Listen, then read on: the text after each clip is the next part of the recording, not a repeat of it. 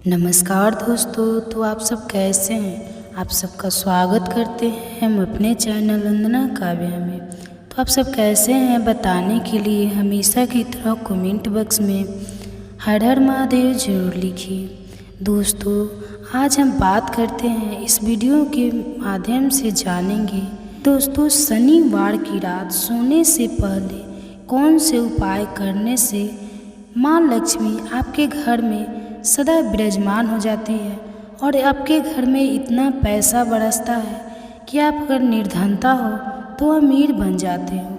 तो दोस्तों, इस वीडियो को पूरा देखिए। आधा अधूरा ज्ञान हमेशा आधा अधूरा ही ज्ञान होता है, इसलिए इस वीडियो को पूरा देखिए। दोस्तों, इस दिन का महत्व बहुत ही ज़्यादा बड़ा होता है और इस दिन आप लोगों को 7 चने की दाल वाला उपाय जरूर करना चाहिए, जो कि पंडित जी ने अपनी अभी की कथा में यहाँ पर बताता है। तो दोस्तों, इस उपाय को आपको कैसे करना है, कब करना है, कहाँ पर करना है और उपाय को करते समय किन किन बातों का ध्यान रखना है, यह सारी जानकारी हम आपको इस वीडियो में देंगे। तो चलिए दोस्तों, उपाय को शुरू करते हैं। देखिए, यह दिन इतना खास होता है, इतना महत्वपूर्ण होता है।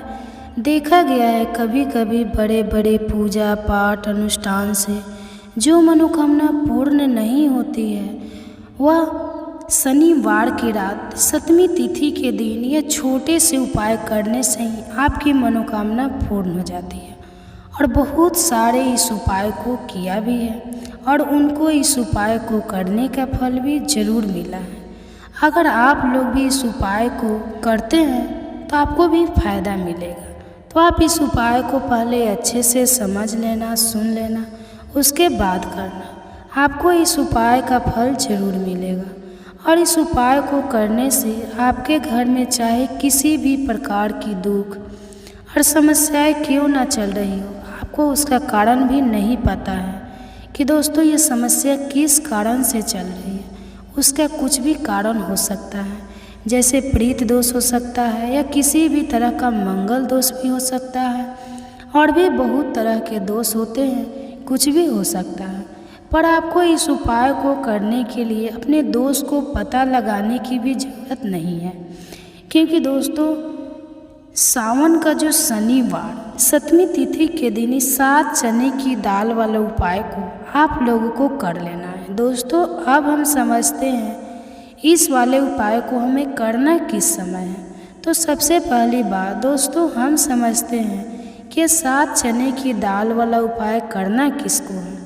तो देखिए, यहाँ पर सीधी सी बात है कि यह चने की दाल वाला उपाय जो है यह किस लिए किया जा रहा है। यह मनोकामना को पूर्ण करने के लिए किया जा रहा है। यह आपके जीवन में जो दुख और परेशानियां हैं उनको दूर करने के लिए किया जा रहा है। यह आपका कोई बड़ा काम है जो कि नहीं हो पा रहा है, आप उसके लिए इस उपाय को कर सकते हो। तो सीधी सी बात यह है कि आप अपनी किसी भी प्रकार की मनोकामना के लिए इस वाले उपाय को कर सकते हो। तो यह उपाय वह व्यक्ति कर सकता है जिस व्यक्ति को अपनी किसी भी प्रकार की मनोकामना भगवान शिव जी से पूर्ण करवानी हो। और अगर कोई भी माताएं बहनें जो है अपने घर की सुख और शांति के लिए, घर में धन समृद्धि को बढ़ाने के लिए ये वाला उपाय करना चाहती है, तो घर की जो बड़ी माताएं बहनें होगी वही 7 चने की दाल वाला उपाय को विशेष रूप से करेंगे, क्योंकि माताएं बहनें घर की लक्ष्मी होती है और जब घर की लक्ष्मी कोई विशेष उपाय होता है तो उसका फल ही बहुत जल्दी मिल जाता है और बहुत बड़ा होकर मिलता है। अन्यथा इस उपाय को कोई भी व्यक्ति कर सकता है, चाहे वह बड़ा हो, चाहे वह छोटा हो, चाहे वह बच्चा हो। जिस व्यक्ति को यह 7 चने की दाल वाला उपाय समझ आ गया, वह व्यक्ति इस 7 चने की दाल वाला उपाय को शुक्रवार के दिन जरूर करे, क्योंकि इसको इस उपाय को फल बहुत ही जल्द मिल जाएगा। दोस्तों, अब हम समझते हैं कि 7 चने की दाल वाला उपाय को आपको करना कैसे है और इस उपाय को करने का जो समय है वह क्या है। तो देखिए दोस्तों, 7 चने की दाल वाला जो उपाय है यह मुख्य रूप से सुबह के समय होगा, किस समय होगा? सुबह के समय होगा।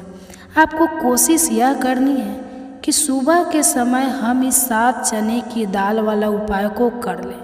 बस किसी कारणवश अगर आप सुबह इस उपाय को ना कर पाओ, आपको कहीं काम से जाना हो या किसी भी काम की वजह से आप उपाय को ना कर पाओ, तो आपके पास फिर दूसरा मौका रहेगा जो कि शाम के समय का रहेगा, प्रदोष काल का रहेगा। अब दोस्तों, प्रदोष काल का समय भी एक बहुत ही लोगों के मन में प्रश्न बन जाता है कि दोस्तों यह समय होता कब है, कितने बजे से लेकर कितने बजे यह समय होता है, ताकि उपाय के लिए जो है करने का समय पता लग जाए।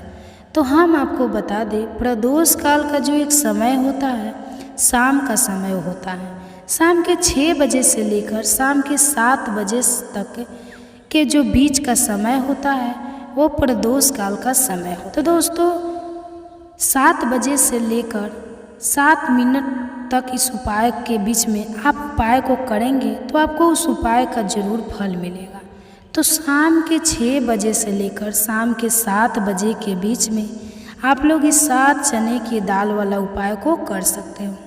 तो बहुत सारे लोग यहाँ पर यह भी प्रश्न करेंगे कि दोस्तों हम तो नौकरी पर जाते हैं, हम अपनी ड्यूटी पर जाते हैं और आने में हमें देर हो जाती है, तो उस जगह पर हमें क्या करना चाहिए? तो देखिए, उन लोगों को भी टेंशन लेने की ज़रूरत नहीं है। अगर आप लोग इस उपाय को शाम के समय प्रदोष काल में कर रहे हो, अगर आप आने में देरी भी हो जाती है, आपको आने में 7 बजे तक आप नहीं पहुंच पाते हो, तो दोस्तों आप 7 बजे या रात 8 बजे तक भी अगर इस उपाय को करोगे तो भी चल जाएगा। और अगर इससे भी थोड़ा देर हो जाती है तो आप इस उपाय को कर सकते हो, क्योंकि पूरे साल भर में ये दिन आता है जब आपको मौका मिल जाए, जब आप इस उपाय को जरूर कर लेना। कोई भी उपाय हो आप कभी भी कर सकते हो। तो दोस्तों शनिवार के दिन बस कोशिश करना है कि समय के थोड़ा अंतर्गत ही कर लो, पर किसी कारणवश अगर ना कर पाओ तो फिर आप थोड़ी देरी से भी कर सकते हो, आपको उपाय का फल जरूर मिलेगा। तो दोस्तों शनिवार के दिन पड़ने वाली तिथि हमारे महादेव को भी प्रसन्न करने के लिए है और साथ ही साथ भगवान नारायण को भी प्रसन्न करने वाली होती है। इस दिन किया गया यह चने की दाल छोटे से छोटा उपाय भी हमें बहुत अधिक फल की प्राप्ति करवा देती है। यह चने की दाल वाला छोटा उपाय भी हमें बहुत कुछ सिखाती है।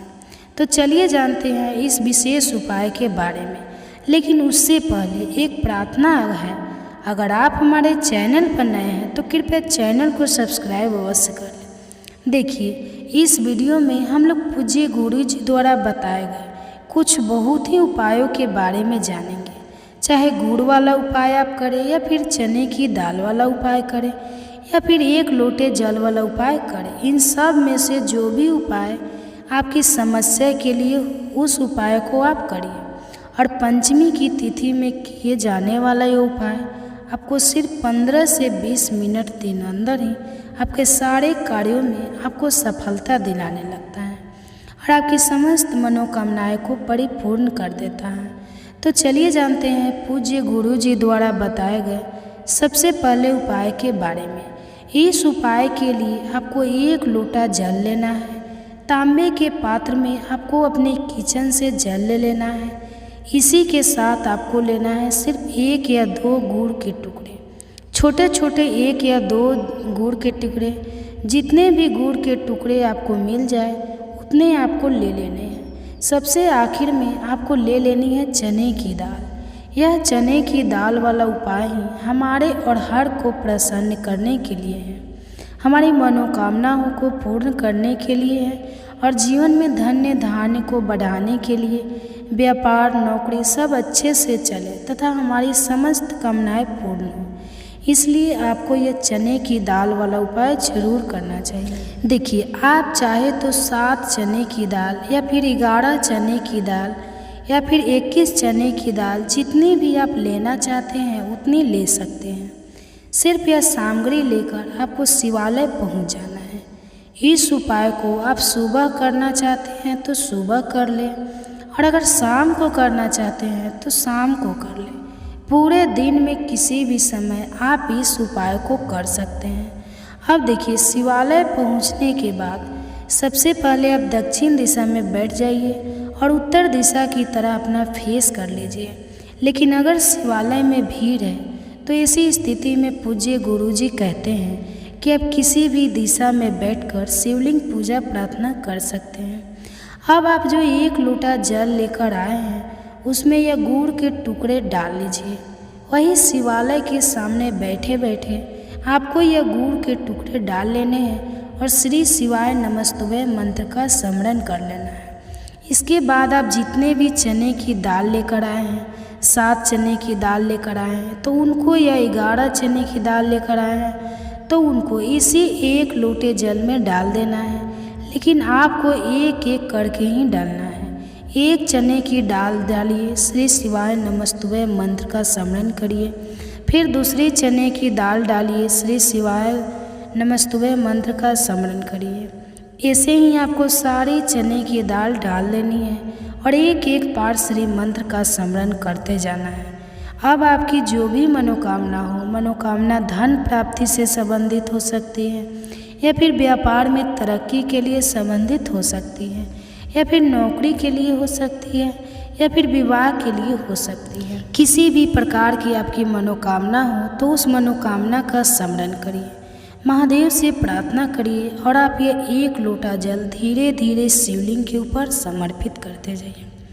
शिवलिंग के ऊपर इस जल को समर्पित करते हुए आप लगातार बृहस्पतिश्वर महादेव के नाम का स्मरण करते जाइए और फिर उसके बाद वही शिवलिंग के सामने थोड़ी देर रुककर श्री नमस्तुभ्य मंत्र का कम से कम 11 बार स्मरण कर लीजिए, या 21 बार कर लीजिए, या 108 बार, जितना भी आपके पास समय हो उतनी बार इस मंत्र का स्मरण कर लीजिए। पहले आप जल समर्पित करिए, बृहस्पतिश्वर महादेव का नाम लीजिए और फिर जल समर्पित करने के बाद आपको श्री शिवाय नमस्तुभ्य मंत्र का स्मरण कर लेना है।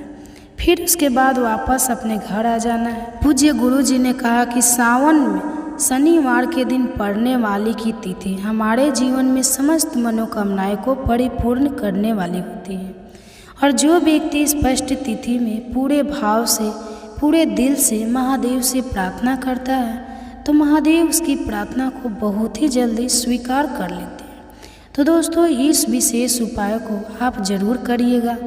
आप जानते हैं गुरु जी द्वारा बताए गए दूसरे खास उपाय के बारे में। देखिए, इस उपाय को जानने से पहले आपको इस स्पष्ट की तिथि में एक विशेष कार्य करना है। आप सुबह जब स्नान करें तो आपको स्नान वाले जल में 1 चुटकी हल्दी जरूर डालनी है। आप स्नान कर चुके हैं तो 1 कप में थोड़ा सा जल ले लीजिए और उसमें 1 चुटकी हल्दी डालकर उससे अपने शरीर के ऊपर और अपने घर के अन्य सभी सदस्यों के ऊपर छिड़काव कर लीजिए। पूज्य गुरु जी ने कहा है कि तिथि हो या फिर एकादशी की तिथि हो, इस दिन अगर हम लोग हल्दी मिले हुए जल से स्नान करते हैं या फिर उसका छिड़काव करते हैं तो इससे हमारे सौभाग्य में वृद्धि होती है, हमारे का अंत होता है और हमारे जीवन में भी माता लक्ष्मी की कृपा हमें प्राप्त होती है। इसलिए अपने शरीर से व अपने जीवन से नकारात्मक ऊर्जा को समाप्त करने के लिए आपको इस हल्दी वाले जल से स्नान जरूर करना चाहिए। आप जानते हैं गुरु जी द्वारा बताए गए दूसरे खास उपाय के बारे में। इस उपाय के लिए भी आपको 1 लोटा जल ले लेना है। तांबे के पात्र में आपको अपने किचन में जल ले लेना है। इसी के साथ आपको यह 2 गुड़ के टुकड़े लेने हैं और सबसे आखिर में आपको लेना है 1 चुटकी हल्दी, 1 चुटकी शुद्ध पीसी हुई हल्दी। अगर आपके पास खड़ी हल्दी है तो उसको पीस कर आप मिक्सी में पीस लीजिए, या किसी चीज़ में भी आपको पीस कर इसका इस्तेमाल करेंगे तो आपके लिए सबसे अधिक लाभकारी होगा। नहीं तो फिर आप मार्केट से पीसी हुई हल्दी का भी इस्तेमाल कर सकते हैं। सिर्फ 3 सामग्री लेकर आपको तुलसी जी के पौधे के सामने पहुंच जाना है। शुक्रवार दिन है और भगवान नारायण की सबसे अधिक प्रिय कही गई है तुलसी जी, इसलिए आपको यह उपाय तुलसी जी के समक्ष ही करना है। देखिए, आप तुलसी जी के सामने पहुंचकर आप यह जो 1 लोटा जल लेकर आए हैं इसमें यह गुड़ के टुकड़े मिला लीजिए और ये महालक्ष्मी नमः मंत्र का स्मरण कर लीजिए। इसके बाद आप जो एक चुटकी हल्दी लेकर आए हैं उसको भी इस जल में मिला लीजिए और फिर से इनमें महालक्ष्मी इस मंत्र का स्मरण कर लीजिए। अब आपको ये एक लोटा जल तुलसी जी के पौधे में धीरे धीरे समर्पित करते जाना है तथा लगातार ओम महालक्ष्मी नमः इस मंत्र का स्मरण करते जाना है। पूज्य गुरु जी कहते हैं कि हल्दी हमारे दुर्भाग्य का अंत करती है, सौभाग्य में वृद्धि करती है और साथ ही साथ जो गुण होता है वह हमारे जीवन में ओज तेज की वृद्धि करता है। गुरु जी ने कहा कि यह हल्दी और गुड़ मिला हुआ एक लोटा जल जब भी लोग तुलसी जी के पौधे में समर्पित करते हैं तो इससे हमारे जीवन में चल रही सारी नकारात्मक ऊर्जा समाप्त होती है, हमें धन्य धान्य की प्राप्ति होती है, माता लक्ष्मी की कृपा प्राप्त होती है और हमारे जीवन के सारे संकट समाप्त हो जाते हैं। आप जानते हैं गुरु जी द्वारा बताए गए तीसरे और आखिरी उपाय के बारे में। देखिए, इस उपाय के लिए आपको एक दीपक लेना है। दीपक आप चाहे तो मिट्टी का या फिर अपने घर पर शुद्ध देसी घी का ले सकते हैं, उसका भी दीपक तैयार कर सकते हैं। अगर आप अपने घर पर आटा मारकर दीपक तैयार कर रहे हैं तो यह आपके लिए सबसे अधिक लाभकारी होगा। देखिए, इस दीपक में आपको लंबी रुई की बत्ती का उपाय करना है और साथ ही साथ शुद्ध देसी घी का उपाय करना है। लंबी रुई की बत्ती की जगह अगर आप मौली के धागे का उपाय करेंगे तो आपके लिए सर्वोत्तम होगा। देखिए, मौली का धागा जो होता है वह कलावा है, वही कलावा जो हम लोग अपने हाथ में बांधते हैं। उसी कलावे को आप थोड़ा सा काट लीजिए और उसको बत्ती के रूप में इसी दीपक में लगा दीजिए। लंबी बत्ती का उपाय हम लोग अपने जीवन में धन धान्य की बढ़ोतरी के लिए करते हैं, व्यापार में बढ़ोतरी के लिए करते हैं, अपने जीवन में लगातार सफलता प्राप्त करने के लिए करते हैं। इसी के साथ आपको एक चुटकी शुद्ध पीसी हुई हल्दी लेनी है और सबसे आखिर में आपको ले लेना है हरी इलायची। अब यह पूरी सामग्री लेकर आपको पहुंच जाना है अपने घर पर तुलसी जी के पौधे के सामने। देखिए, इससे पहले अभी आपको जो दूसरा उपाय बताया गया था वह उपाय आपको सूर्यास्त के पहले ही कर लेना है। सूर्यास्त के बाद आप तुलसी जी के पौधे में जल समर्पित नहीं करेंगे और इस उपाय को आप शाम के सूर्यास्त के बाद करेंगे। देखिए, तुलसी जी के पौधे के नीचे पहुंचकर सबसे पहले इस उपाय को तुलसी जी के पौधे के नीचे रख लीजिए। गुरु जी ने कहा कि दीपक आपको ऐसी जगह पर प्रज्वलित करना है जिससे तुलसी जी के पौधे की जो पत्तियां हो वो इस बात का आप लोग विशेष ध्यान रखिएगा। इस दीपक को आप ऐसे रखिएगा इसकी जो बाती है उसका मुख्य उत्तर दिशा की तरह रहे। अब आप इस दीपक को प्रज्वलित कर लीजिए और महालक्ष्मी इस मंत्र का 11 बार स्मरण करिए। फिर एक चुटकी हल्दी इसी दीपक में डाल दीजिए। उसके बाद फिर से आप ओम महालक्ष्मी इस मंत्र का 11 बार स्मरण कर लीजिए और आप जो हरी इलायची लाए हैं वह भी इस दीपक में डाल लीजिए। फिर वही तुलसी जी के सामने बैठकर ही आपको अपनी मनोकामना बोल देनी है। धन्य धान्य के लिए अगर आप यह उपाय कर रहे हैं तो माता लक्ष्मी से प्रार्थना कर लीजिए कि हे माता, मेरे जीवन में धन की प्राप्ति नहीं हो पा रही है।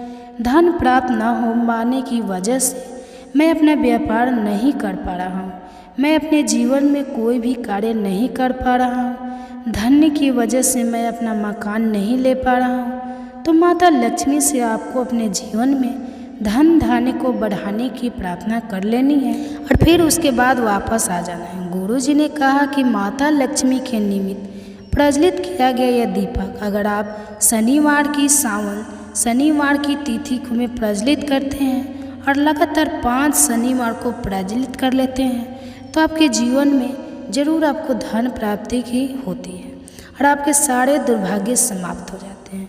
तो आज की इस वीडियो में बस इतना ही। आपको 12 उपाय जानने को मिले और हर उपाय एक से बढ़कर एक है। बस कपूर का एक टुकड़ा आपको अपने घर में सही जगह पर रखना है, इससे आप में के घर में खुशियाँ ही खुशियाँ आनी हैं। तो दोस्तों, गाय को हिंदू संस्कृति में सबसे पवित्र माना जाता है और इसे माता का दर्जा दिया गया है। ग्रामीण इलाकों में पहली रोटी गाय की बनाई जाती है। गाय को प्राचीन काल से ही अधिक महत्व दिया जाता है। इसे देवी देवताओं का स्वरूप माना गया है। शास्त्रों के मुताबिक सुबह स्नान करके गौ स्पर्श करने से सभी पाप खत्म हो जाते हैं। वेदों में गाय को बहुत अधिक महत्व दिया गया है। वेदों के मुताबिक गाय में देवताओं का निवास होता है। पुराणों में बताया गया है कि गाय के मुख में चारों वेदों का निवास होता है। गाय के सींगों में भगवान शिव जी का वास माना जाता है। गाय के उदर में भगवान शिव के बड़े बेटे कार्तिकेय, मस्तक में ब्रह्मा, ललाट में रुद्र, सींगों के आगे वाले भाग में भगवान इंद्र, कानों में अश्विनी कुमार, आँखों में सूर्य और चंद्र, दांतों में गरुड़, जीवा में सरस्वती निवास करती। गाय के अपान में सारे तीर्थ और मूत्र स्थान में गंगा जी, दक्षिण पूर्व में वरुण एवं कुबेर, वाम पार्श्व में महाबल यक्ष, रोम कूपों में रस्य गण, पृष्ठ भाग में यमराज, खूर के पिछले भाग में अप्सराएं, मुख के भीतर गंधर्व, नासिका के आग्रे भाग में सर्प का वास होता है। गाय के गोबर में लक्ष्मी, गौमूत्र में भवानी और थन में समुद्र विराजमान होता है। इसके अलावा गाय के पैरों में लगी हुई मिट्टी का तिलक लगाने से तीर्थ स्नान का पुण्य मिलता है। लेकिन कलयुग में लोग इतने स्वार्थी हैं कि जितने दिन गौ माता दूध देती है उतने दिन तो उसकी सेवा करते हैं, लेकिन जिस दिन वह दूध देना बंद कर देती है उसे घर से निकाल देते हैं, बेघर कर देते हैं और वह दर दर की ठोकर खाती रहती है। या तो सड़कों पर वहाँ के बीच में आकर मर जाती है या कहीं कुओं में, नदियों में गिरकर मर जाती है। और कहीं पर तो लोग गौ हत्या करते हैं और गौ माता का मांस भी खा लेते हैं। और यह काम आजकल सभी धर्म में होने लगे हैं। गाय हिंदू धर्म का तो सबसे पवित्र है, लेकिन फिर भी लोग उसको नहीं समझते और उसके साथ अत्याचार करते हैं और अत्याचार होने देते हैं। और गाय की अगर सेवा करते हैं तो भी उसमें भी उनका ही स्वार्थ होता है कि अगर हम इस समय रोटी देंगे या उस समय रोटी देंगे तो हमारा भाग्य खुल जाएगा या किस्मत खुल जाएगी। पर दोस्तों, कभी निस्वार्थ भाव से भी उस बेजुबान की मदद करके देखो, जितना सुकून मिलता है, दिल से कितनी खुशी मिलती है। उसी चीज़ में ब्रह्मांड पुराण, महाभारत, भविष्य पुराण, संकट पुराण में गाय का विस्तृत वर्णन किया गया है, जिसमें गाय के शरीर में देवी देवताओं को निवास स्थान के बारे में बताया गया है। मान्यता है जहाँ गाय बैठकर आपदा से सांस लेती है उस स्थान पर सुख समृद्धि का वास होता है। जो मनुष्य गौ की श्रद्धापूर्वक पूजा सेवा करते हैं, देवता उस पर सदैव प्रसन्न रहते हैं। हमारे देश में पौराणिक काल से गाय को माँ को दर्जा दिया गया है। गाय से जुड़ी सभी चीज़ों को दैवीय माना जाता है। गाय का घी, गाय का दूध, गौमूत्र और यहाँ तक कि गाय के गोबर का प्रयोग भी पूजा पाठ में किया जाता है। जो व्यक्ति गाय की सेवा एवं पूजा करता है उस पर आने वाली सभी प्रकार की विपदा गौ माता हर लेती है। हिंदू धर्म में माना जाता है कि गाय की सेवा करना पुण्य का काम होता है। इसके अलावा एक बात और आपको जानकर हैरान होगी कि गाय के शरीर पर मात्र हाथ फेरने से ही कई परेशानी दूर हो जाती है। यदि आप आर्थिक रूप से परेशान हैं तो आप रोजाना गाय की पीठ पर हाथ, इसके साथ गाय के गोबर के उपले को घर में लाकर धोने देने से आर्थिक कष्टों से छुटकारा मिलता है। जो व्यक्ति गाय की सच्चे मन से सेवा करता है वह सभी सुखों को प्राप्त करके स्वर्ग लोक को जाता है और अच्छे कुल में जन्म लेता है। प्रतिदिन स्नान करने के बाद भगवान के दर्शन और पूजा पाठ का महत्व होता है।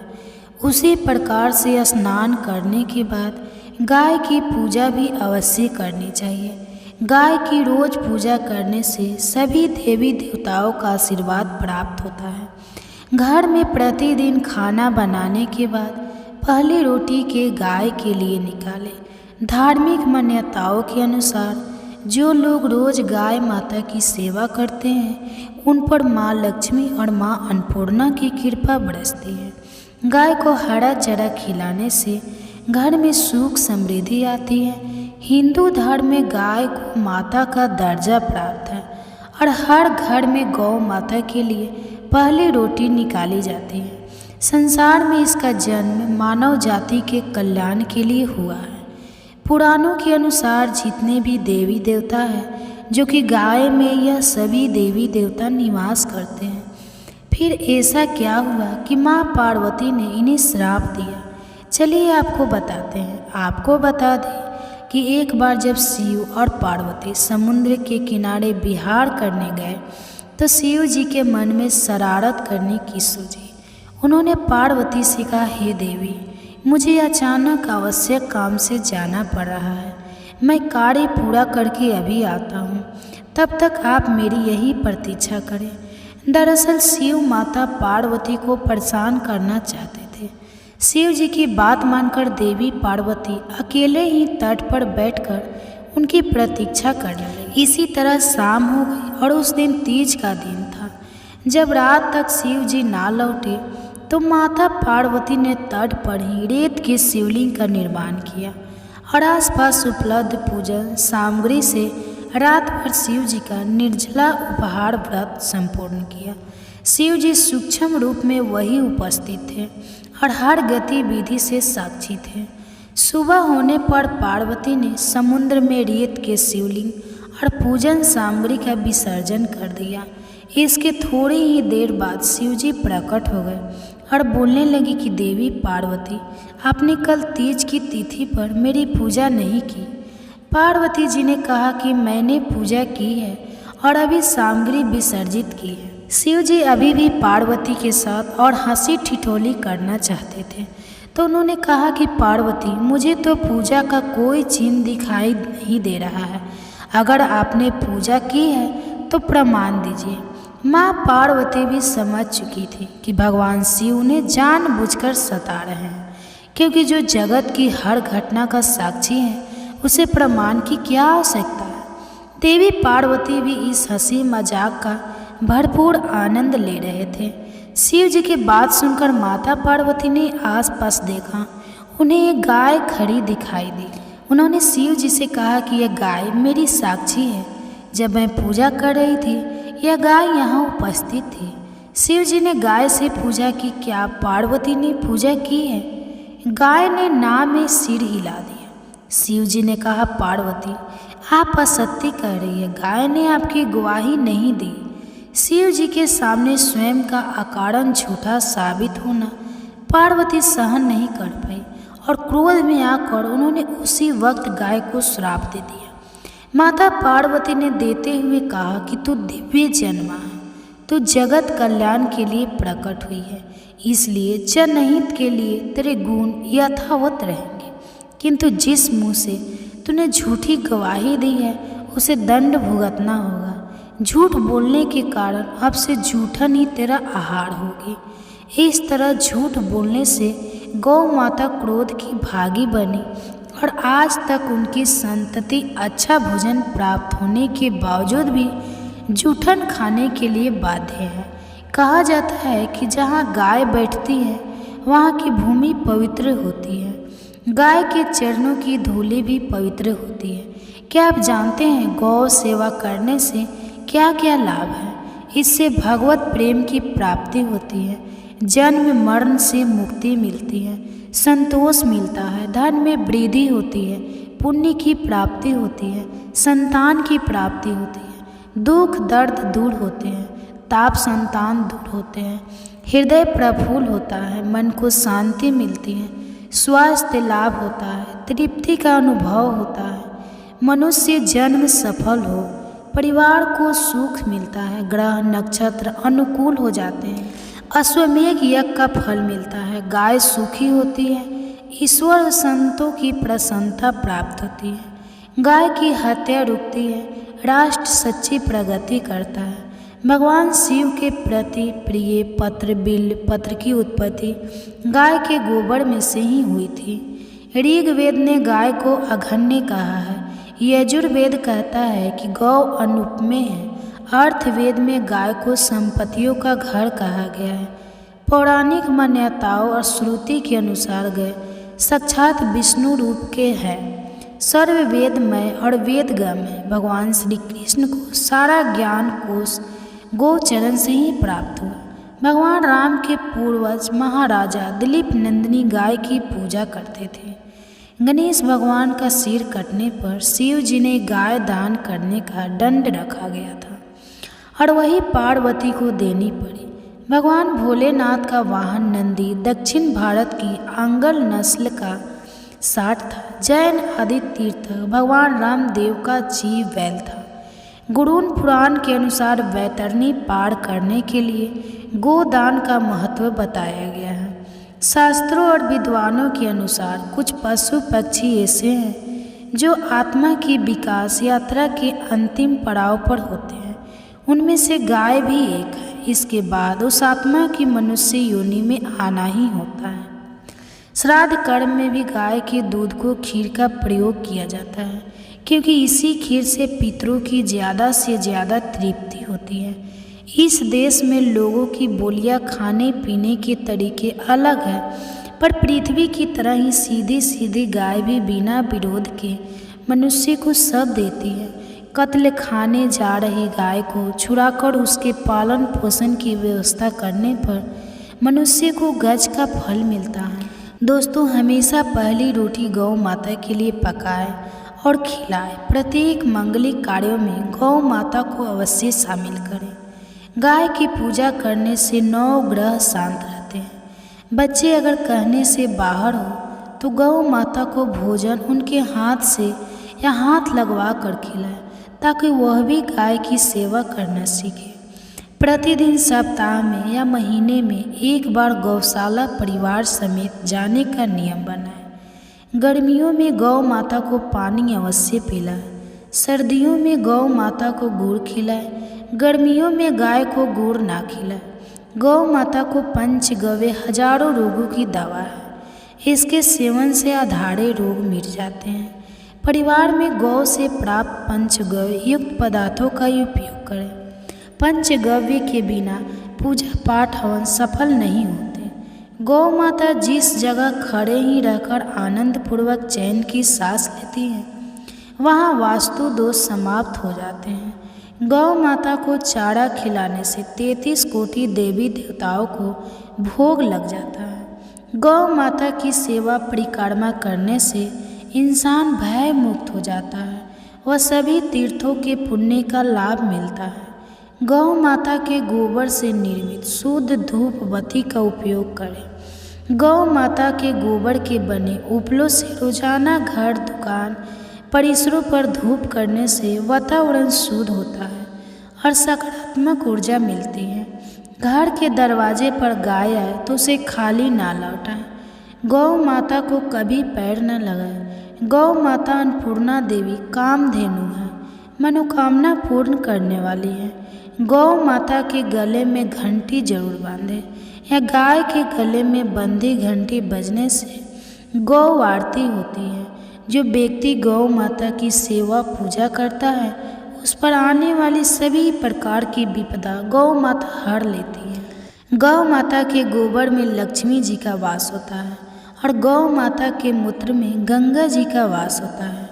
गौ माता के दूध में सुवर्ण तत्व पाया जाता है, जो रोगों की क्षमता को कम करता है। गौ माता की पीठ पर एक उभरा हुआ कुबड़े केतु नाड़ी होती है।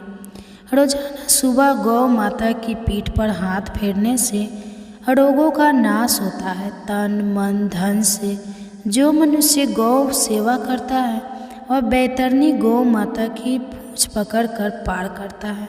उसकी अकाल मृत्यु नहीं होती और उन्हें गौ लोक धाम में वास मिलता है।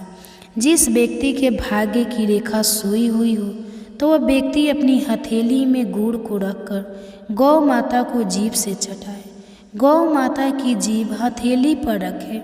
गुड़ को चाटने से व्यक्ति की सोई हुई भाग्य रेखा खुल जाता है। गाय माता आनंद पूर्वक सांसें लेती है, छोड़ती है। वहाँ से नकारात्मक ऊर्जा भाग जाता है और सकारात्मक ऊर्जा की प्राप्ति होती है, जिससे वातावरण शुद्ध होता है। जो धैर्यपूर्वक धर्म के साथ गौ पूजन करता है, उनको शत्रु दोषों से छुटकारा मिलता है। स्वस्थ गौ माता का गौमूत्र और कोरोजाना 2 तोला सेवन करने से सारे रोग मिट जाते हैं। गौ माता वात्सल्य भरी निगाहों से जिसे भी देखती है, उनके ऊपर गौ कृपा हो जाती है। कोई भी शुभ कार्य अटका हुआ हो या प्रयत्न करने पर भी सफल नहीं हो रहा हो, तो गौ माता के कान में कही रुका हुआ काम बन जाएगा। पौराणिक शास्त्रों के अनुसार गाय को गौ हमारी माता है और उसकी महिमा बड़ी निराली है। गौ माता महिमामयी और सभी प्रकार से पूज्य हैं। गौ माता की रक्षा करना हर मनुष्य का परम कर्तव्य है। गौ माता की सेवा से बढ़कर कोई दूसरा महान पुण्य नहीं है। पुराणों में कहा गया है कि जो मनुष्य गौ माता के खूर से उड़ी हुई धूलि को सिर पर धारण करता है, वह मानो तीर्थ के जल में स्नान कर लेता है और उसे सभी पापों से छुटकारा मिल जाता है। आज भी कई घरों में गाय की रोटी रखी जाती है। कई स्थानों पर संस्था गौशाला बनाकर पुनीत कार्य कर रही है, जो कि प्रशंसनीय कार्य है। साथ ही यात्री कत्ले खानों को बंद करने का आंदोलन, मांस निर्यात नीति का पुरजोर विरोध एवं गौ रक्षा पालन संवर्धन हेतु सामाजिक धार्मिक संस्थाएं एवं सेवा भावी लोग लगातार संघर्षरत हैं। दुख इस बात का भी होता है कि लोग गाय को आवारा भटकने के लिए बाजारों में छोड़ देते हैं। उन्हें इनके भूख प्यास की कोई चिंता ही नहीं होती। लोगों को चाहिए कि यदि पालने का शौक है तो उनकी देखभाल भी अवश्य करें, क्योंकि गाय हमारी माता है एवं गौ रक्षा करना हमारा परम कर्तव्य है।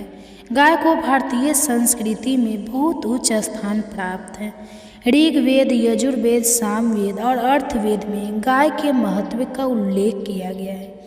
इसे पृथ्वी का जीवन रूप माना गया है, क्योंकि यह हमें जीवन के लिए आवश्यक सभी पदार्थ प्रदान करती है। भारतीय समाज में गाय को धन और समृद्धि का प्रतीक माना जाता है।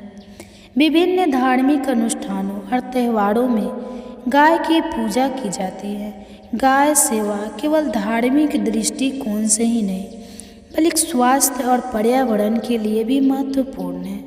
गाय के दूध, घी और दही में अनेक पोषक तत्व होते हैं जो हमारी सेहत के लिए लाभकारी है। गोबर और मूत्र से जैविक खाद बनाई जाती है, जो कृषि के लिए उपयोगी है। गाय की सेवा से हमें मानसिक शांति और संतोष की अनुभूति होती है। यह हमारी आत्मा को शुद्ध करती है और हमारे जीवन को समृद्ध बनाती है।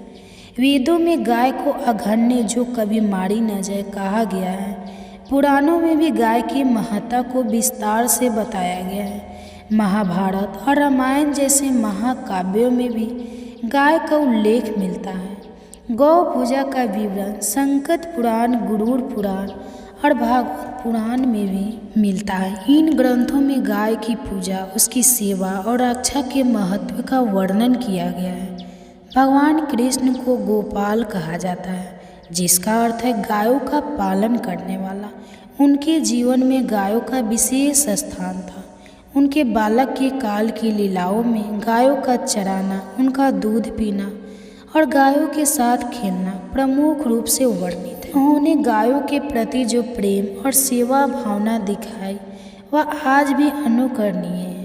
कृष्ण की गाय सेवा की कहानियाँ बच्चों से लेकर बड़ों तक सभी के लिए प्रेरणादायक है। हिंदू धर्म के अलावा जैन धर्म और बौद्ध धर्म में भी गाय की पूजा होती है। यह धर्म अहिंसा पर बल देते हैं और गाय को पवित्र मानते हैं। तो दोस्तों, ये कहानी आपको कैसी लगी हमें कमेंट्स करके ज़रूर बताएं। दोस्तों, आज की कहानी भगवान भोलेनाथ की उस भक्त की कहानी है जो एक मोची का काम करता है, जो जूते चप्पल बनाने का कार्य करता है। दोस्तों, यह कहानी, यह प्रसंग बहुत ही ज्ञानवर्धक और भगवान शिव की भक्ति की कहानी है, इसलिए कहानी को पूरा जरूर सुनना। दोस्तों, आज की कहानी में आप जानेंगे कि भगवान किसको देते हैं, किससे छीन लेते हैं। इस कहानी को ठीक से समझ लिया तो कई पीढ़ियों तक गरीबी देखने को नहीं मिलेगी। भगवान किसको देते हैं और किससे छीन लेते हैं। दोस्तों, भगवान को मानने वाले तो करोड़ों हैं, पर भगवान कितने को मानते हैं, इसी रहस्य से पर्दा हटा देते हैं। इस वीडियो में सवाल यह है कि क्या भगवान को मानने से भगवान प्रसन्न हो जाते हैं? अगर भगवान को मानने से भगवान प्रसन्न हो जाते हैं तो वे हम पर अपनी कृपा क्यों नहीं बरसाते? क्यों लोग भगवान की कृपा से वंचित रहते हैं?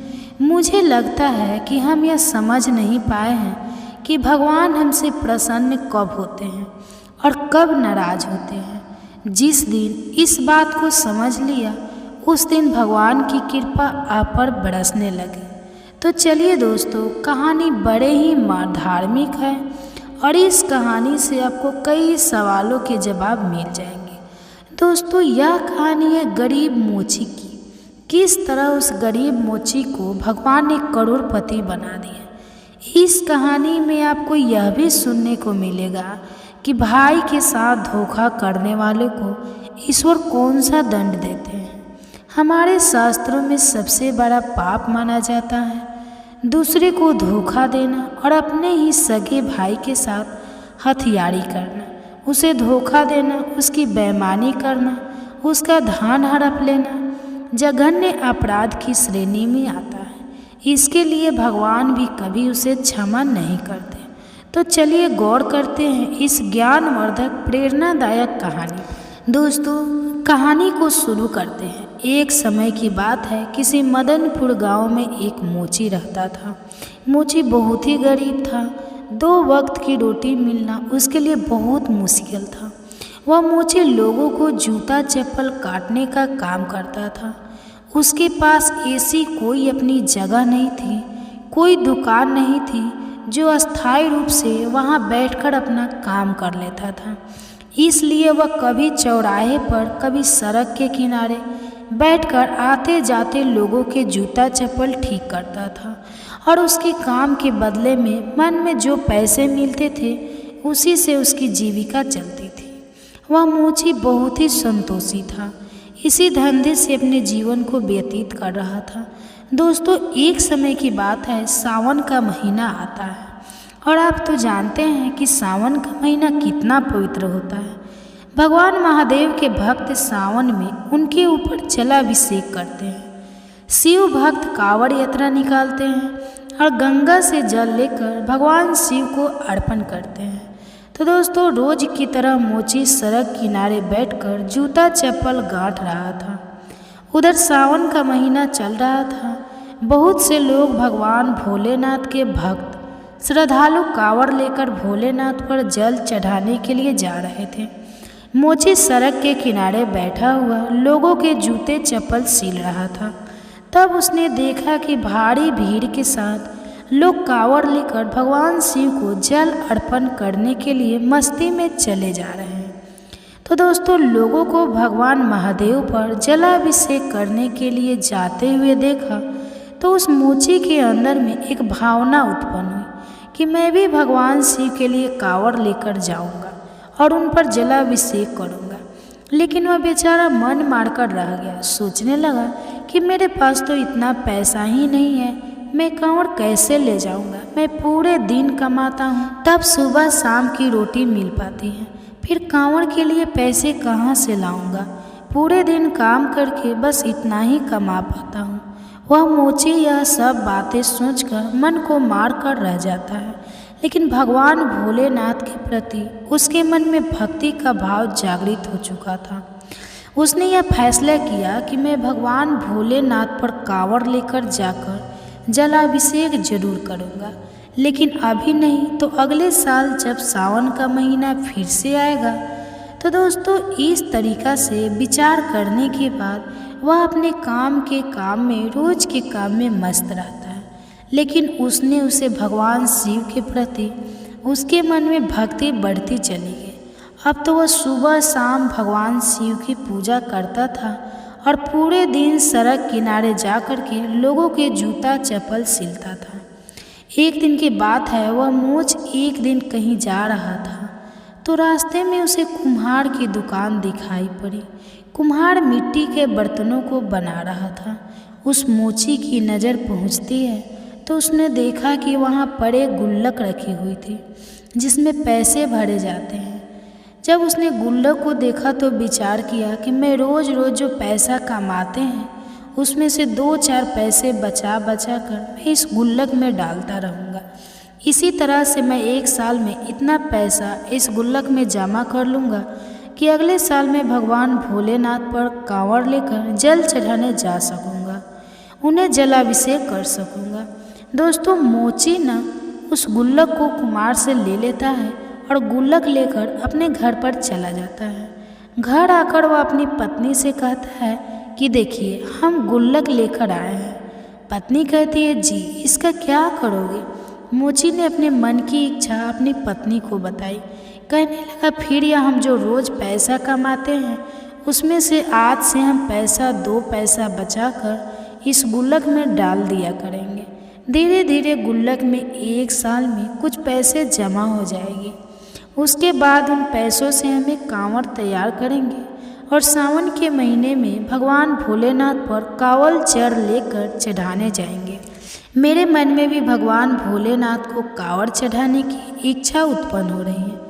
दोस्तों, मोची की बात सुनकर उसकी पत्नी बड़ी खुश होती है और कहती है, स्वामी आज अगर ऐसी बात है तो अब से मैं भी आपके इस काम में सहयोग करूँगी।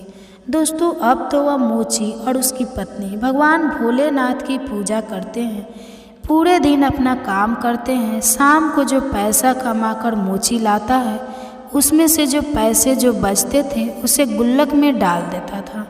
इस तरीक़ा से समय बीता चला गया और 1 साल के बाद में उसने अपने गुल्लक को भी भर लिया। इधर जब सावन का महीना आ जाता है तो सावन के महीने में हर साल की तरह भगवान शिव के भक्त अपने अपने कांवड़ लेकर के जलाभिषेक करने के लिए भगवान शिव के मंदिर की ओर चल पड़ते हैं। इधर मोची ने जैसे ही देखा तो उसने भी सोचा, अब इस सावन में इस साल तो मैं जरूर भगवान शिव के ऊपर कांवड़ में जल चढ़ाऊँ। तो दोस्तों, अब वह अपने घर पर चला जाता है और घर पर जा कर के अपनी गुल्लक को तोड़ता है तो उसमें से जो पैसे निकलते हैं उन्हें ले जाकर बाजार से कांवड़ तैयार करता है। एक प्यारी सी कांवड़ खरीदता है और उसको बहुत अच्छी तरह सजाता है। फिर बड़े भाव के साथ गंगा स्नान करने के लिए जाता है। गंगा स्नान करता है और वहाँ पर अपने लोटे में जल भरकर उसे अपने कांवड़ में रखकर भगवान शिव का जलाभिषेक करने के लिए चल पड़ता है। अब तो दोस्तों, शिव के मंदिर की ओर वह बड़ा खुश होकर के शिव का गुणगान करता हुआ मोची चला जा रहा था।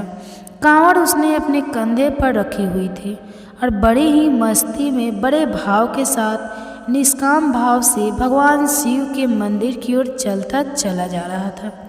दोस्तों, आपको बता दें कि उधर भगवान शिव और माता पार्वती यह दृश्य देख रही थी। कहते हैं, भगवानों की नज़रों से कोई नहीं बचा है, वह सबको देखते हैं। पर कुछ मूर्ख लोगों को लगता है कि चाहे कितना गलत काम करो हमें कौन देख रहा है।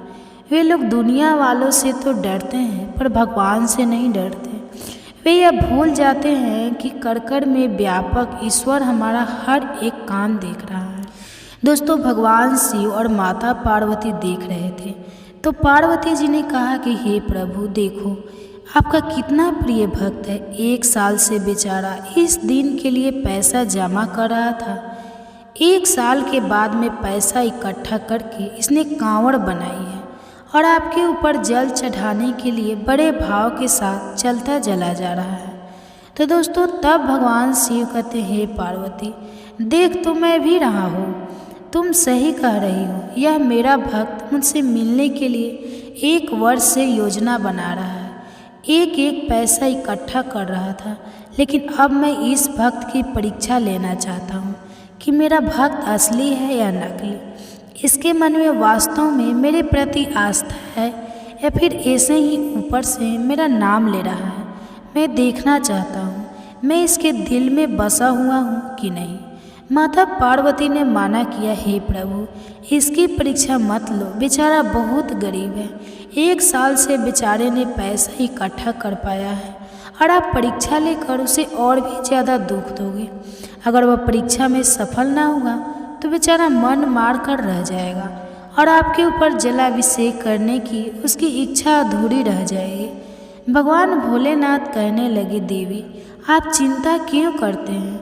हमारे जो भक्त हुआ करते हैं वह सच्चे भक्त होते हैं और मैं उसी वक्त की परीक्षा लेता हूँ जिस भक्त को मैं अच्छी तरह से जान लेता हूँ। उसके हृदय में जाकर के देख लेता हूँ कि इस भक्त के अंदर हमारे प्रति भक्ति है या नहीं है, इसलिए हमें इसकी परीक्षा जरूर करना चाहिए। पार्वती ने कहा, प्रभु जैसी आपकी इच्छा। अब दोस्तों मोची तो झूमता हुआ भगवान भोले बाबा का कीर्तन करता हुआ कांवर लेकर चलता चला जा रहा था। इधर क्या होता है, भोलेनाथ बूढ़े बाबा का भेष बनाते हैं। जिस रास्ते से कांवर जा रही थी अपने अपने कांवर लेकर उसमें जल लेकर चले जा रहे थे। उसी रास्ते में जाकर के भगवान भोलेनाथ बूढ़े बाबा का भेष बनाकर बैठ जाता है। अब तो उस रास्ते से जो भी कांवड़ वाला निकलता है तो भगवान भोले बाबा उससे पानी मांगते हैं कि भाई मुझे थोड़ा जल पिला दो, मैं बड़ा प्यासा हूँ, प्यास की वजह से मेरा दम निकला जा रहा है, कृपया मुझ प्यासे को पानी पिलाकर मेरी जान बचाइए। दोस्तों एक न हीन बूढ़े आदमी को देखकर वे कंवरिया उसे देखते हैं और कहते हैं, कैसा पागल बूढ़ा बैठा हुआ है, कह रहा है जल पिला दो। इसे यह भी नहीं पता कि यह जल हम भगवान शिव पर अभिषेक करने के लिए ले जा रहे हैं। अगर यह जल हम इसे पिला देंगे तो भगवान भोलेनाथ पर हम क्या चढ़ाएंगे। अब यह बूढ़ा मरे तो मर जाए, हमें इससे कोई मतलब नहीं। दोस्तों वहाँ से जितने भी श्रद्धालु गुजरते हैं भगवान शिव बूढ़े बाबा के भेष में सबसे पानी का आग्रह करते हैं, मगर कोई भी उन्हें पानी पिलाने के लिए तैयार न होता है। उधर माता पार्वती भी देख रही थी, इतने लोगों में कोई भी मेरे स्वामी को जल नहीं पिला रहा है, कैसी भक्ति है। मनुष्य का दुख किसी को नज़र नहीं आ रहा है। दोस्तों बहुत देर के बाद में जब वही मोची आता है जो भगवान की भक्ति में लीन था और जैसे ही वह उनके सम्मुख आता है भगवान के पास से होकर गुजरता है, बूढ़े बाबा के वेश में बैठे हुए भगवान भोलेनाथ उसे रोक लेते हैं और कहते हैं कि बेटा मैं बहुत प्यासा हूँ, प्यास से मेरा दम घुट रहा है, अगर मुझे पानी नहीं मिला तो मेरे प्राण निकल जाएंगे, मैं मर जाऊँगा। मैंने कई कंवारियों से जल मांगा लेकिन एक बूंद जल किसी ने मुझको नहीं दिया, मैं प्यासा मर रहा हूँ। कैसे यह भोलेनाथ के भक्त हैं जो किसी प्यासे को एक घूंट पानी भी नहीं दे सकते। बेटा बहुत बड़ी मेहरबानी होगी अगर आप हमें यह जल पिला देंगे। तुम जिस लोटे में जल लेकर जा रहे हो यह जल्दी मुझे पिला दो तो मेरी जान बच जाएगी। दोस्तों बूढ़े बाबा की बात सुनकर मोची रुक जाता है और बूढ़े बाबा की ओर बड़े गौर से देखता है। सोचता है यह बाबा बहुत प्यासा मालूम पड़ रहा है, इसलिए जल मांग रहा है। जल तो मैं इन्हें पिला दूंगा, लेकिन यह जल मैं भोले बाबा के ऊपर चढ़ाने के लिए ले जा रहा हूँ। मैंने 1 साल से पैसे इकट्ठे किए थे तभी कांवड़ सजा पाई है, बड़ी मेहनत की है और बड़ी खुशी से यह कांवड़ सजाई है। जल लेकर मैं जा रहा हूँ। 1 साल से मैं इंतज़ार करता रहा कि कब सावन का महीना आएगा तो मैं भगवान शिव के ऊपर जलाभिषेक करूँगा। 1 साल के बाद मेरा यह सपना पूरा हुआ है। दोस्तों मोची उदास सोच विचार में डूबा हुआ था। इतने में बूढ़े बाबा कहते हैं, बेटा क्या सोच रहे हो, मैं प्यासे मरा जा रहा हूँ, जल्दी से पानी पिला दो नहीं तो मेरी मृत्यु हो जाएगी।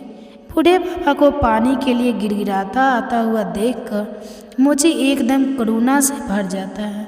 उसे तुरंत भगवान भोलेनाथ से क्षमा मांगी, कहने लगा, प्रभु मुझे माफ़ करना, मैं यह कांवड़ और जल अगले साल तुम पर चढ़ा दूंगा, फिर से पैसा इकट्ठा करूंगा, फिर से गुल्लक में पैसा जमा करूँगा और अगले साल जब सावन का महीना आएगा तब मैं यह जल आपको अर्पित करूँगा।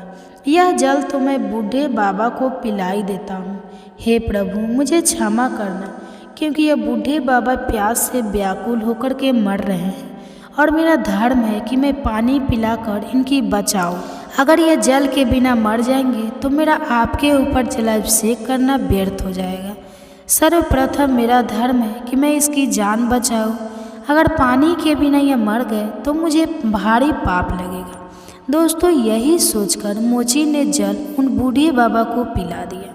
दोस्तों, उसे नहीं मालूम था कि वह बूढ़े बाबा ही भगवान भोलेनाथ हैं, लेकिन उसने मानव सेवा की अपना सबसे बड़ा धर्म समझा और उन्हें पानी पिला दिया। सबसे बाद जब उनकी प्यास शांत होती है, मोची उन्हें प्रणाम करता है और कहता है कि बाबा, अब मैं अपने घर वापस जा रहा हूँ, क्योंकि अब मेरे पास भोले बाबा पर चढ़ाने के लिए जल तो नहीं है। कोई बात नहीं, मैं भगवान को जल अगली बार चढ़ा दूँगा। दोस्तों, यह कह कर कि वह मोची जो था वह अपने घर के लिए वापस चलने लगता है।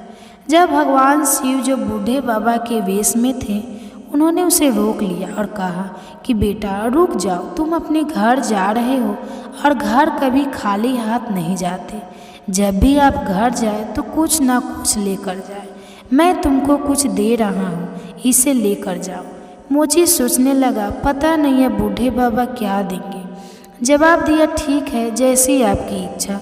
दोस्तों, भोले बाबा ने बेलपत्र निकाले और उन बेलपत्रों को मोची को दे दिया और कहा कि यह बेलपत्र तुम अपने लोटे में रख लेना और लोटा ले जाना और शाम के लिए जहाँ तो पूजा करते हो उस जगह को लेप करके लोटे को बंद करके रख देना और दोनों लोग पति पत्नी उठना, पूजा करना। पूजा करने के बाद में यह लोटा खोल कर देखना।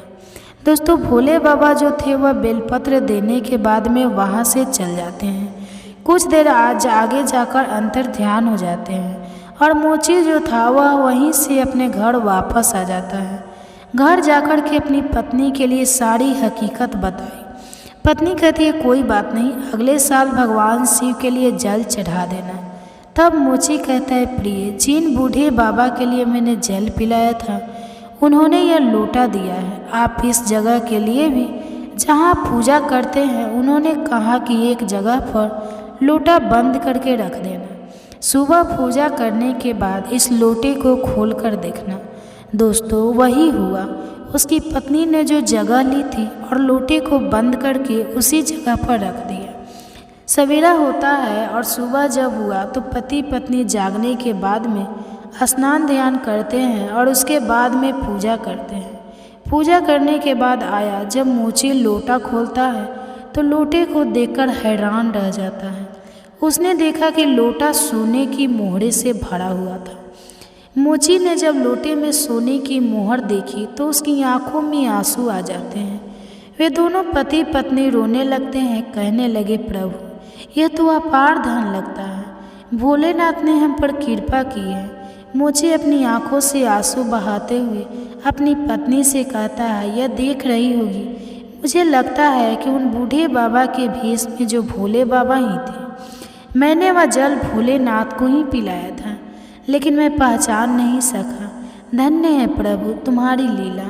उन्हीं की कृपा से बेलपत्र सोने की मोहरे में बदल गए। दोस्तों, अब तो मोची की श्रद्धा भगवान भोलेनाथ में और बढ़ जाती है। सोने की मोहर देखकर दोनों पति पत्नी बहुत खुश होते हैं और उसके बाद में उन्हें मोहरे को बेचकर मोची एक दुकान खरीदता है और दुकान में अपने जूता चप्पल का काम शुरू कर देता है। धीरे धीरे उसकी दुकान बहुत अच्छी चलने लगी। भोले बाबा की कृपा से धीरे धीरे उसने दुकान से इतनी तरक्की कर ली कि उसने बहुत पैसा कमा लिया। पैसा कमाने के बाद में उसने बहुत अच्छा एक मकान बनाया और बहुत अच्छा मकान बनाकर दोनों पत्नी पत्नी आनंद से उसमें रहने लगते हैं और भगवान भोलेनाथ की भक्ति में डूब जाते हैं, क्योंकि अब उनके पास पैसे की कोई कमी नहीं थी। दोस्तों, मोची पैसा वाला तो बन गया, लेकिन उसने भोलेनाथ की भक्ति करना नहीं छोड़ा, क्योंकि दोस्तों कुछ लोग ऐसे हुआ करते हैं इस दुनिया में अगर भगवान उनके ऊपर कृपा करते हैं और उनके घर में धन दौलत के भंडार भर दे तो लोग भगवान के ही भूल जाते हैं। लेकिन दोस्तों उस मोची ने भगवान को भुलाया नहीं और दिन प्रतिदिन भगवान की भक्ति करता रहा। सारी खुशियाँ भगवान शिव उसके घर में देती रहे, सारे भंडार उसके भरते रहे। दोस्तों इधर उस मोची का एक भाई था, उसके पहले से ही एक दुकान थी। उसकी दुकान बहुत अच्छी चल रही थी। अचानक उसने देखा कि सड़क किनारे बैठकर जो मेरा भाई रोज जूता चप्पल सीलता है, जिसको सुबह शाम की रोटी मिलना भी मुश्किल था, वह आज अचानक से इतना बड़ा सेठ बन गया। यह गरीब कितना बड़ा पैसा वाला कैसे बन गया। उसने दुकान भी खरीद ली और उसने एक अच्छा सा घर भी बना लिया। इसके पास तो बहुत पैसा है। अपने भाई की तरक्की देखकर उसकी छाती जल जाती है, उसके कलेजे पर सांप लौट जाता है। अपने मोची भाई की तरक्की को उसे हज नहीं होती है। अब वह इस बात से दुखी रहने लगा कि तेरे रात मन ही मन अपने भाई के बैर करने लगा। दोस्तों यह स्वाभाविक है। अगर आपके पास धन अधिक हो जाता है, अच्छी कमाई होने लगती है, तो ऐसा करने वाले भी लोग बढ़ जाते हैं। दोस्तों इस प्रकार मोची का भाई उससे जलने लगा। वह उसे किसी तरह से नीचे गिरा देना चाहता था। उसने क्या किया कि उस मोची के ऊपर चोरी का आरोप लगा दिया और गांव वालों ने से कह दिया कि इस मोची ने हमारी दुकान से पैसे चुराए, हमारी दुकान से जूते चप्पल चुरा कर अपनी दुकान में रख लिए। दोस्तों गांव वालों ने उससे पूछा कि क्या तुमने चोरी की है, तुमने अपने भाई की दुकान से पैसे चुराए हैं। दोस्तों उसका भाई भी वही खड़ा हुआ था। भाई कह रहा था, हाँ भैया, इसने हमारी दुकान से पैसे चुराए हैं और सामान भी चुराया है, इसलिए इतना बड़ा पैसे वाला बन गया है। दोस्तों अपने भाई की बात सुनकर वह मोची रोने लगता है और कहता है, नहीं नहीं भाई, मैंने तुम्हारा कुछ नहीं चुराया है, ये तो बूढ़े बाबा की कृपा है, उन्होंने ही मेरे लिए सब कुछ दिया है। दोस्तों उसने सारी बात बताई, सारी घटना जो कि कह सुनाई, लेकिन लोगों को विश्वास नहीं हुआ। लोग कहने लगे कि ये बूढ़े बाबा कौन है। मोर्चे ने जवाब दिया, बूढ़े बाबा अर्थात भोलेनाथ ने हमें सब कुछ दिया है। उसने बताया कि मैं भगवान पर जलाभिषेक करने जा रहा था, रास्ते में प्यासे बूढ़े बाबा मिले, मैंने उन्हें वह जल चढ़ा दिया। उन्होंने मुझे बेलपत्र दिए थे, वह बेलपत्र ही सोने की मोहरे में बन गए। उन्हीं मोहरों को बेचकर मैंने यह सब किया है, मैंने किसी की चोरी नहीं की है। दोस्तों मोची की बात सुनकर सब हंसने लगे और कहने लगे कि यह पागल है, भोले बाबा किसी को देने के लिए स्वयं चलकर नहीं आते। जवाब दिया, नहीं, आप विश्वास करेंगे, यह भोले बाबा नहीं मुझको दिया है। लेकिन दोस्तों कहते हैं ना, इस दुनिया के लोग बड़े अजीब हैं। जब तक चमत्कार न देख नहीं लेती तब तक विश्वास नहीं करते। यही कारण है कि लोगों के पास भगवान भी आ जाए तो भी नहीं पहचान पाते हैं, क्योंकि उनके ऊपर लोभ के नाम का पर्दा पड़ा हुआ है। लोभ लालच में इतने फंसे हुए हैं, इसलिए भगवान को पहचान नहीं पाते। और दोस्तों यह बात सच है कि जिस इंसान के ऊपर लोभ लालच माया का पर्दा पड़ा हुआ है, माया ने उसे ढक लिया है, तो भगवान अपने रूप में ही क्यों ना आ जाए, तभी लोग उन्हें नहीं पहचान पाएंगे। मित्रों गांव के लोगों ने कहा, यह मोची हम सबको बेवकूफ़ बना रहे हैं, भोले बाबा किसी को आके नहीं देता। दोस्तों मोची बहुत रोया, फिर भोले बाबा से शिकायत करता हुआ बोला, हे प्रभु, आपने यह क्या कर दिया, मुझे तो आपने यह धन तो दे दिया और मुझे मिल भी गया, आपकी कृपा से मेरे पास सब कुछ हो गया, यह सब आपका है, आपने दिया है, पर आज मुझे चोर बना दिया गया। इस संसार के लोगों ने मुझे चोर बना दिया है। संसार के लोगों की छोड़ो, मेरे भाई ने ही मुझे चोर बना दिया। इससे अच्छा तो यही होता कि आप मेरे लिए सब कुछ देते ही नहीं, मैं गरीब ही रहता तो कम से कम मैं चोर तो नहीं बनता। दोस्तों इस तरीके से आज की दुनिया में अनेक प्रकार के लोग रहते हैं। दोस्तों समाज के प्रति दया भाव नहीं है। लोग सोचते हैं कि मैं बहुत बड़ा दान कर रहा हूँ, यह जताने की भावना है। वे भंडारे का लाभ ये दिखाना चाहते हैं, लेकिन भगवान के प्रति भाव नहीं है। दिल में प्रेम नहीं है, दिखावे की बड़ी से बड़ी सेवा भी, बड़ी से बड़ी दौलत भगवान स्वीकार नहीं करते। भगवान उसी से प्रसन्न रहते हैं जो सब जीवों के प्रति दयावान रहता है, जिन्हें हृदय में जीवों के प्रति कठोरता है, दया की भावना नहीं है। वे रात दिन भगवान के मंदिर में बैठे रहेंगे, फिर भी भगवान उनकी नहीं सुनते। भगवान को प्रसन्न करने का अर्थ है समस्त जीव जंतुओं के प्रति दयावान रहना, किसी भूखे प्यासे, दीन दुखी, रोगी बीमार की सहायता करना। तो दोस्तों, यह थी आज की ज्ञानवर्धक वीडियो। अगर आप ऐसे ही रोचक कहानियाँ का लाभ अधिक से अधिक लेना चाहते हैं तो इस वीडियो को लाइक करके हमारे इस चैनल पर जुड़ जाए, हमारे इस चैनल को सब्सक्राइब करें और इस वीडियो को अपने दोस्तों एवं परिवार के साथ साथ शेयर भी जरूर करें। और दोस्तों, अगर आप भी मेरी तरह भगवान शिव की भक्त हैं तो कमेंट बॉक्स में सच्ची श्रद्धा से हर हर महादेव जरूर लिखें। धन्यवाद।